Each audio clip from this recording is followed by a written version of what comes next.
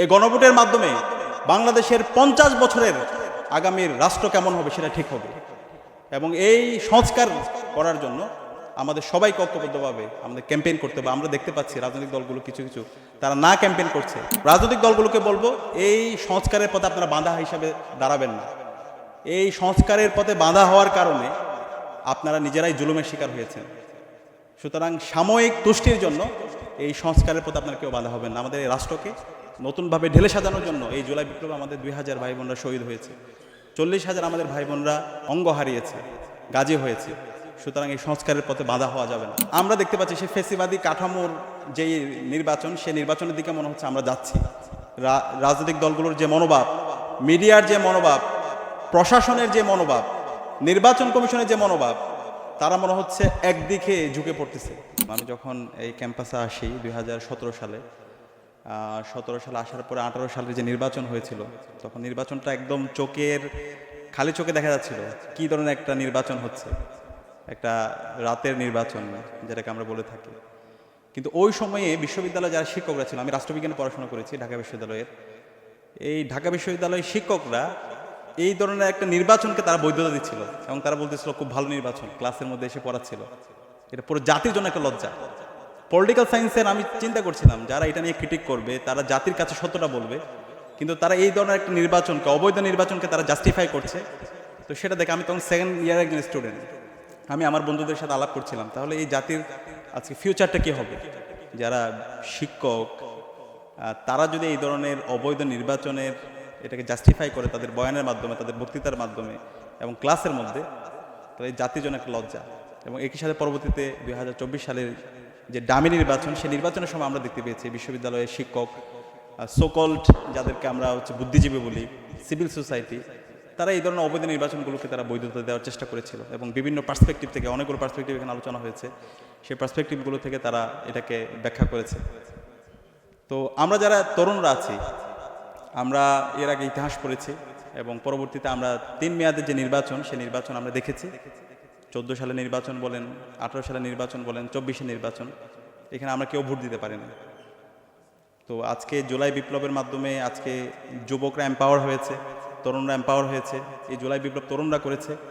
এখন আমরা বলতে চাই, এই 24 জুলাই বিপ্লব পরবর্তী আমাদের এই 26 সালে যে নির্বাচন হচ্ছে, এটা অবশ্যই ফ্রি, ফেয়ার এবং ক্রেডিবল হতে হবে। এখানে ইফস অ্যান্ড বাটস চলবে না।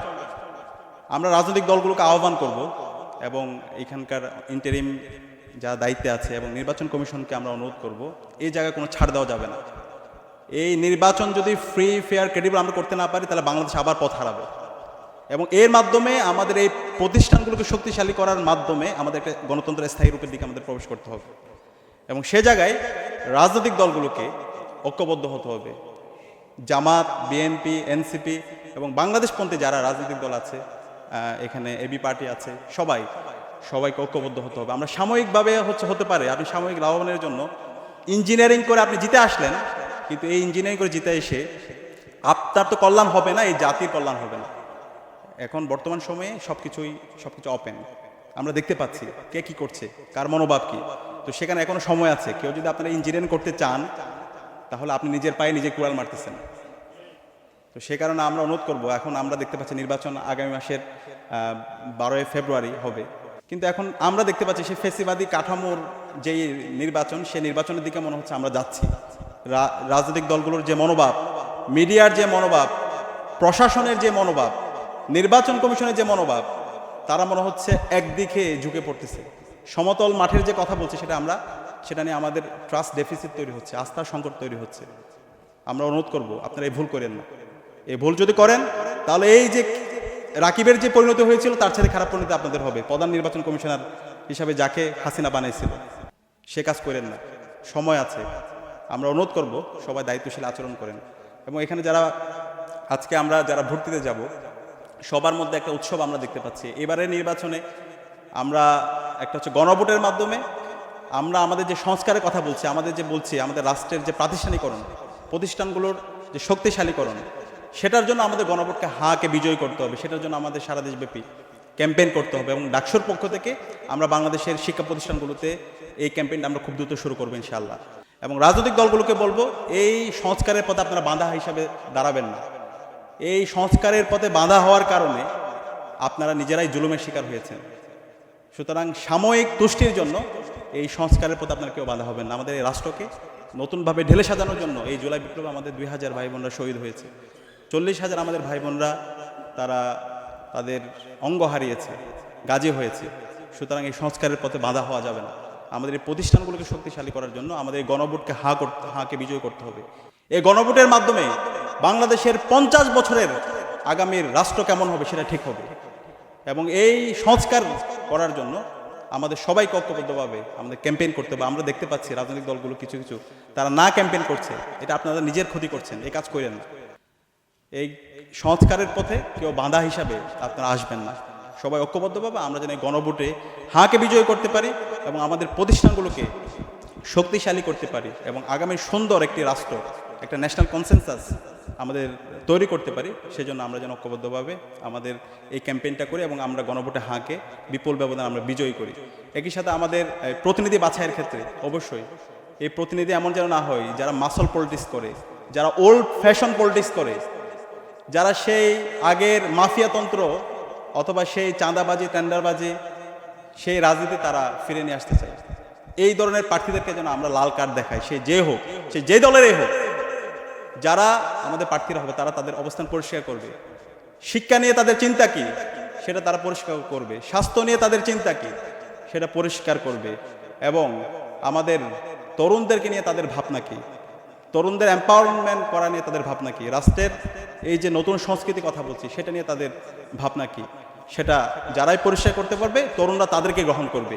বাংলাদেশের 4 কোটি তরুণ যারা ভোট দিতে পারে নাই, সুতরাং তরুণরা যেদিকে পক্ষ নেবে তারাই বিজয়ী হবে। সুতরাং তরুণদেরকে বিট্রয় করা, তরুণদের বিরুদ্ধে কথা না বলা যারাই করবেন তারা আপনারা নিজেরাই নিজেদের ক্ষতি করবেন। আমরা অনুরোধ করব সকল রাজনৈতিক দল যারা এবার নির্বাচন করবেন তারা তরুণদের কাছে আপনাদের যে অবস্থান, আপনাদের চিন্তা, রাষ্ট্র নিয়ে আপনাদের চিন্তা, দেশের অর্থ ব্যবস্থা নিয়ে আপনাদের চিন্তা, সংস্কৃতি নিয়ে আপনার চিন্তা, ক্যাম্পাস নিয়ে আপনার চিন্তা, সেটা আপনারা পরিষ্কার করবেন।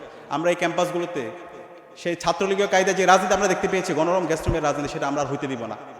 আমরা এই ক্যাম্পাসগুলোতে সেই লেজুর ভিত্তিক যে রাজনীতি, সেই রাজনীতি আমরা আর হতে দিব না। আমরা এই ক্যাম্পাসগুলোতে আমরা বিগত ফেসিবাদী আমলে যে বিশ্ববিদ্যালয় ভিসিরা যেভাবে রাজনৈতিক দলগুলোর পেছনে দৌড়িয়েছে এবং যে শিক্ষক নিয়োগ প্রক্রিয়া মাধ্যমে এখানকার মেধাগুলোকে ধ্বংস করা হয়েছে, সেটা আমরা আর হতে দিব না। সুতরাং এই ক্যাম্পাসের স্থিতি অবস্থা, ক্যাম্পাসের গণতান্ত্রিক চর্চা অক্ষুণ্ণ রাখার জন্য যারাই কমিটমেন্ট দিবে ছাত্ররা তাদের পক্ষে অবস্থান নেবে। তো আমরা আশা রাখবো এই যে নতুন আমাদের সুযোগ এসেছে এই সুযোগটাকে আমরা কাজে লাগাবো। এই কাদা ছোড়াছুড়ি বাদ দিয়ে বাংলাদেশ প্রশ্নে আমরা ঐক্যবদ্ধ হয়ে জুলাইয়ের শহীদের আকাঙ্ক্ষার আলোকে একটি সুন্দর বাংলাদেশ বিনির্মাণ করার জন্য যে আসন্ন নির্বাচন, সেই নির্বাচনের জন্য আমরা ঐক্যবদ্ধভাবে কাজ করব, আমাদের অবস্থান পরিষ্কার করব এবং একটি ফ্রি ফেয়ার ক্রেডিবল নির্বাচনের মাধ্যমে আমরা আমাদের গণতন্ত্রের একটা স্থায়ী রূপের দিকে আমরা প্রবেশ করবো ইনশাআল্লাহ। আজকে অসাধারণ আয়োজন করার জন্য ডেমোক্রেটিক বাংলাদেশ এবং ঢাকা বিশ্ববিদ্যালয় কেন্দ্রীয় ছাত্র সংসদ সবাইকে আন্তরিকভাবে ধন্যবাদ জানাচ্ছি। সাংবাদিক বন্ধুদেরকে ধন্যবাদ জানাচ্ছি। এখানে একাডেমিশিয়ানরা এসেছে তাদেরকে ধন্যবাদ জানাচ্ছি। আমি একাডেমিশিয়ানদেরকে আবারও বলবো, এখানে যারা এসেছেন আমরা যখন আলোচনা করবো, আমরা একাডেমিশিয়ান অনেক ক্ষেত্রে যেটা হয় আমরা সত্যকে সত্য বলতে পারি না। আমরা অনুরোধ করব আমরা যেন সবসময় সত্যের উপর অটল থাকি। আমরা সত্য যত কঠিন হোক সেটাকে যেন আমরা সবসময় গলা জোর দিয়ে আমরা যেন বলি। তো সবাইকে অসংখ্য ধন্যবাদ জানাচ্ছি এই আয়োজনে উপস্থিত হওয়ার জন্য। আসসালামু আলাইকুম।